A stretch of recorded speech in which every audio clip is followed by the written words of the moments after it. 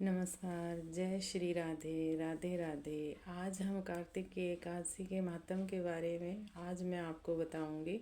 कृष्ण पक्ष की रमा एकादशी के महात्म के बारे में। जय श्री राधे राधे राधे। अब मैं आपको एकादशी महात्म सुना रही हूँ। जय श्री राधे। युधिष्ठिर कहने लगी, ए भगवान, कृष्ण पक्ष के एकादशी का क्या नाम है और इसकी क्या विधि है? इसके करने से क्या फल प्राप्त होता है? सो कृपा करके आप हमें विस्तार पूर्वक समझाइए। श्री कृष्ण भगवान बोले, कृष्ण एकादशी का नाम रमा एकादशी है। यह बड़े बड़े पापों का नाश करने वाली है। इसका महात्म मैं आपको सुनाता हूँ, आप ध्यानपूर्वक सुनना। राजन, प्राचीन काल में मुचकुंद नाम का एक राजा था। उसकी इंद्र के साथ मित्रता थी और साथ ही यम, कुमेर, वरुण तथा विभीषण के साथ भी उनकी मित्रता थी। वह राजा बड़ा ही धर्मात्मा, विष्णु भक्त और न्याय के साथ राज्य करता था। उस राजा के राज्य में एक कन्या थी जिसका नाम चंद्रभागा था। उस कन्या का विवाह चंद्रसेन के पुत्र शोभन के साथ हुआ। एक समय वह शोभन ससुर के घर आया। उन्हीं दिनों जल्दी ही पुण्यदायी रमा एकादशी भी आने वाली थी। जब व्रत का दिन समीप आया तो चंद्रभागा को अत्यंत सोच होने लगा कि मेरे पति तो बहुत दुर्बल और बड़े कमजोर हैं और ये व्रत तो बड़ा कठोर है। दसवीं को राजा ने ढोल बजवाकर सारे राज्य में यह घोषणा करवा दी कि एकादशी को कोई भी भोजन नहीं करेगा। ढोल की घोषणा सुनते ही शोभन को अत्यंत चिंता हुई और अपनी पत्नी से वो कहने लगा कि प्रिय, अब मैंने क्या करना चाहिए जो कि किसी भी प्रकार मेरे से भूख सहन नहीं होती और कैसे मैं भूख सहन करूँगा? ऐसा मेरे को कोई उपाय बताओ जिससे कि मेरे प्राण बच सकें, अन्यथा मेरे तो प्राण चले जाएंगे। चंद्रभागा उनसे कहने लगी कि हे स्वामी, राज्य में एकादशी के दिन कोई भी मेरे यहाँ भोजन नहीं करता।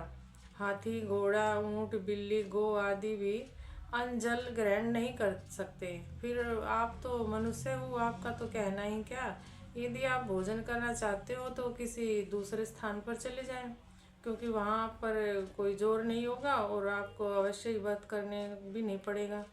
तो शोभन कहने लगा कि ये प्रिय, अवश्य ये व्रत तो मैं करूँगा, क्योंकि जो मेरे भाग्य में लिखा है वो होगा, सो देखा जाएगा। ऐसा विचार करके उसने व्रत रख लिया और वह भूख और प्यास से अत्यंत पीड़ित होने लगा। जब सूर्य नारायण अस्त हो गया और रात्रि को जागरण का समय आया तो वैष्णव को अत्यंत हर्ष देने वाला था, परंतु शोभन को अत्यंत दुखदायक हुआ और प्रातःकाल होते ही शोभन के प्राण निकल गए।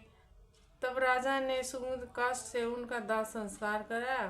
फिर भी चंद्रभागा ने अपने पिता की आज्ञा से अपने शरीर को दग्ध नहीं किया और शोभन की क्रिया करने के पश्चात अपने पिता के घर में ही रहने लगी। वो रमा के प्रभाव से शोभन को मंदराचल पर्वत पर धन धान्य से युक्त तथा शत्रुओं से रहित एक सुंदर देवपुर नगर प्राप्त हुआ। वह अत्यंत सुंदर नगर और वैष्णव जटिल स्वर्ण के खंभों पर निर्मित अनेक प्रकार की स्फटिक माणा सुशोभित भवन में बहुमूल्य वस्त्र, आभूषण और चवर विभूषित गंधर्व अप्सराएं से शोभित सिंहासन पर आरूढ़ था। ऐसा लगा मानो दूसरे इंद्र विराजमान हो गए हो।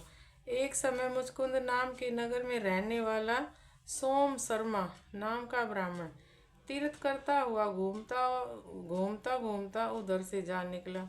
उसने शोभन को पहचान कर यह तो राजा का जमाई शोभन है, उसके निकट गया और शोभन भी उसको पहचान कर अपने आसन से उठकर उनके पास आया।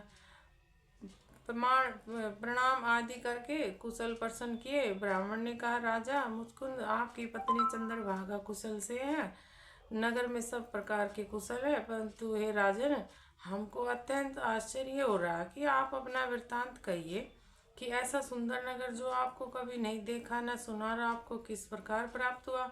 तब शोभन बोला कि कार्तिक कृष्ण रमा एकादशी का व्रत करने से मुझे यह नगर प्राप्त हुआ है, परंतु यह स्थिर नहीं है, अस्थिर है। ऐसा उपाय कीजिए। जिससे ब्राह्मण कहने लगा, हे राजन, यह स्थिर क्यों नहीं है और कैसे स्थिर हो सकता है? यह आप बताइए कि फिर मैं अश्वमेघ उपाय करूँगा। मेरी इस बात को आप मिथ्या ना समझे। शोभन कहने लगा कि मैंने इस व्रत को पूर्वक श्रद्धा रहित किया था, अतः यह सब कुछ अस्थिर है। यदि आप मुचकुंद की कन्या को चंद्रभागा को यह सब वृत्तांत कहे तो वह स्थिर हो सकता है। ऐसा सुनकर श्रेष्ठ ब्राह्मण ने अपने नगर में लौटकर चंद्रभागा से सब वृत्तांत कहा। ब्राह्मण के वचन सुनकर चंद्रभागा बड़ी प्रसन्नता के साथ ब्राह्मण से कहने लगी कि हे ब्राह्मण, यह सब बातें आपने प्रत्यक्ष में देखी या सपने की बात कर रहे हैं। ब्राह्मण कहने लगा, हे पुत्री, मैंने तो महानुभाव तुम्हारे पति को प्रत्यक्ष देखा है, साथ ही किसी से विजय न हो ऐसे देवताओं के नगर के समान उनका नगर भी देखा है। उन्हें यह भी कहा कि यह स्थिर नहीं है, जिस प्रकार वह स्थिर रह सके सो उपाय करना चाहिए। चंद्रभागा कहने लगी, हे विप्रय, तुम मुझको वहां पर ले चलो, मुझे पति देव के दर्शन करने की लालसा है।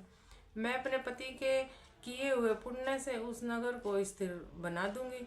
ऐसा करके कार्य कीजिए जिससे उनका हमारा सहयोग हो, क्योंकि वियोग को तो मिला देने वाला महान पुण्य है। सोम शर्मा यह बात सुनकर चंद्रभागा को साथ लेकर मंदराचल पर्वत के समीप वामदेव ऋषि के आश्रम में गए। वामदेव ऋषि ने उनकी बात सुनकर वेद मंत्रों के उच्चारण से चंद्रभागा का अभिषेक किया। तब ऋषि के मंत्र के प्रभाव और एकादशी के व्रत से चंद्रभागा का शरीर दिव्य हो गया और वह दिव्य गति को प्राप्त हुई।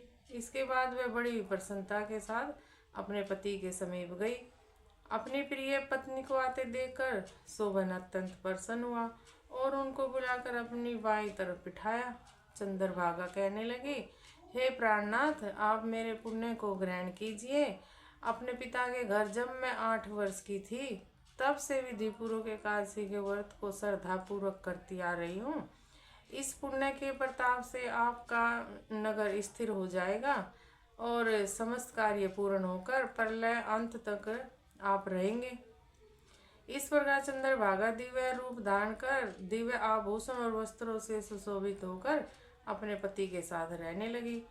हे राजन, यह मैंने रमा एकादशी का महात्म कहा है। जो मनुष्य इस व्रत को करता है उनके ब्रह्म हत्या समस्त पाप नष्ट हो जाते हैं और कृष्ण पक्ष शुक्ल पक्ष दोनों एकादशियों समान है, इनमें कोई भी भेदभाव नहीं है। और जो दोनों को पढ़ते या सुनते हैं उनके समस्त पाप छूटकर मोक्ष को प्राप्त होकर विष्णु लोक को जाते हैं। हे मेरे प्रभु, सभी की सुनना। जय श्री राधे राधे, राधे राधे, जय जय श्री राधे।